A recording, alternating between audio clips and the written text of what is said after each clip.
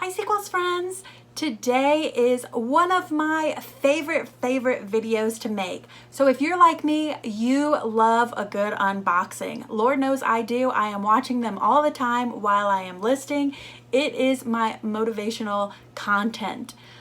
But do you ever wonder, I wonder how those people's boxes did. I mean, they had great stuff. They said that it would sell, but I wonder if it really did. Did they get anywhere close to their projections? Did the items even move? Well, that is why I do this recap update series. So I am going to do just that. I am going to give you an update all about a bulk box that I purchased this past September, and I'm going to let you know, did the item sell, how much have I sold through, and have I got anywhere close to my gross projections. So if you've been thinking about getting a bulk box, this is definitely a video you will want to watch. So just stay tuned for all the nitty-gritty.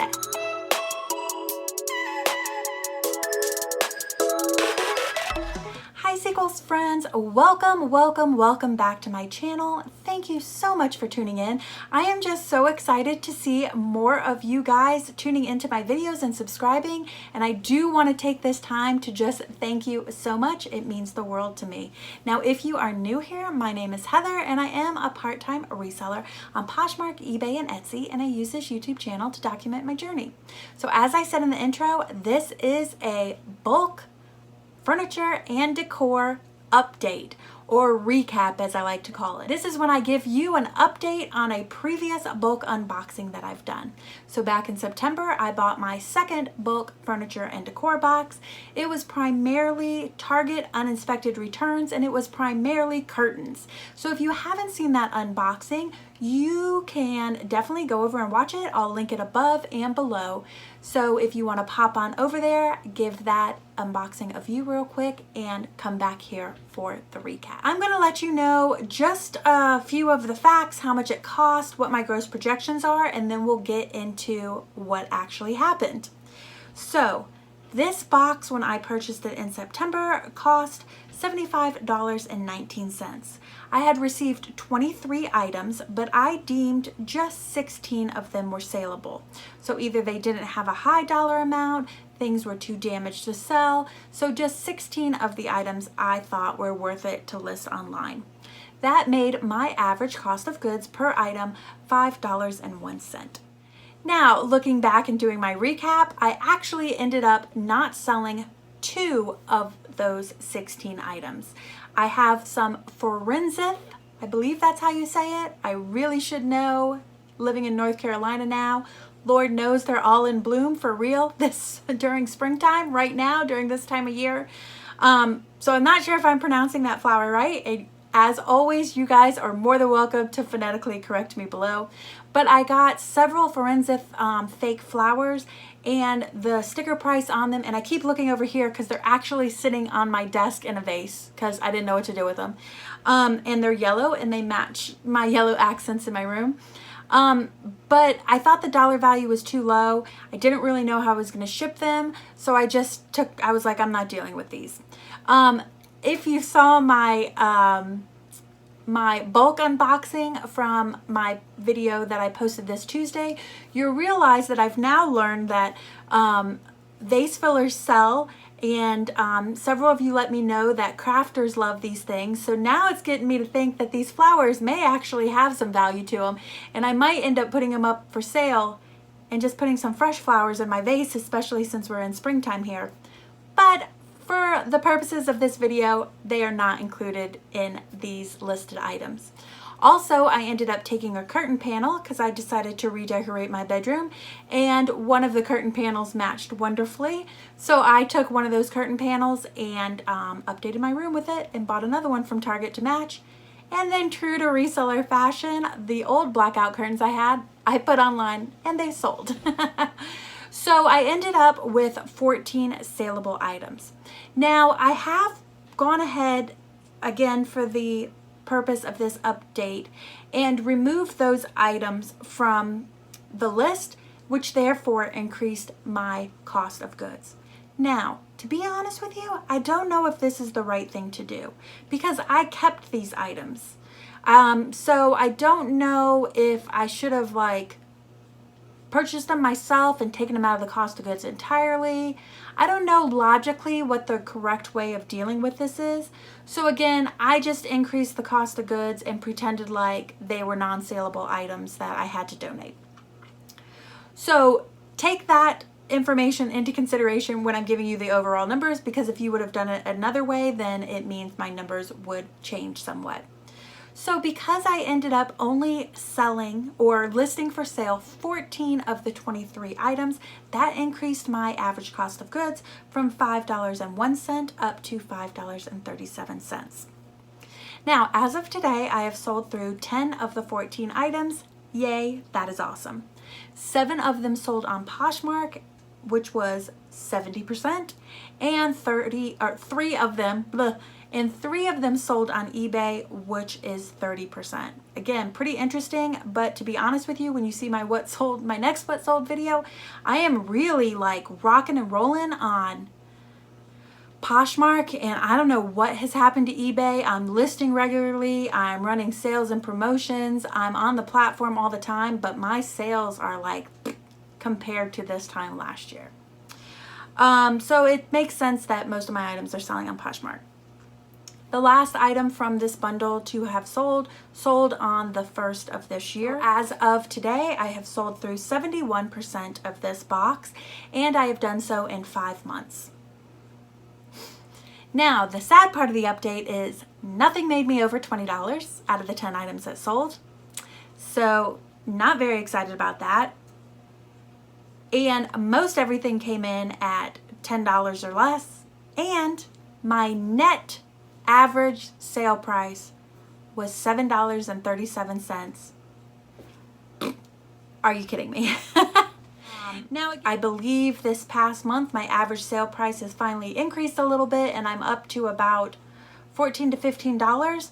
But I mean, realistically, I've been saying for 6 months, my goal is to be over $20. It makes my time and effort putting into this business worthwhile. So this is actually going to drag down my average sale price, which I'm not too keen on.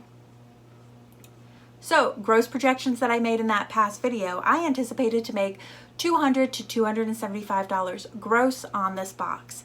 Now, I did pull those 2 items out, and as I changed the financials, I figured it was worthwhile to pull those 2 items retail values out of the gross projections, and that would bring my gross projections to $172 to $237. So again, I was hoping to make $172 gross to $237 on about a $75 investment. As of today, I have grossed $185. So that's pretty much at the low end of my gross projections, which you've watched any of these recaps, I tend to come in at the middle to low range of my gross projections. As of today, I have made $81.12 in my pocket. Excludes platform fees, excludes cost of goods. That is a true net number. So I've netted $81. Now we want to figure out what can I make total on this box.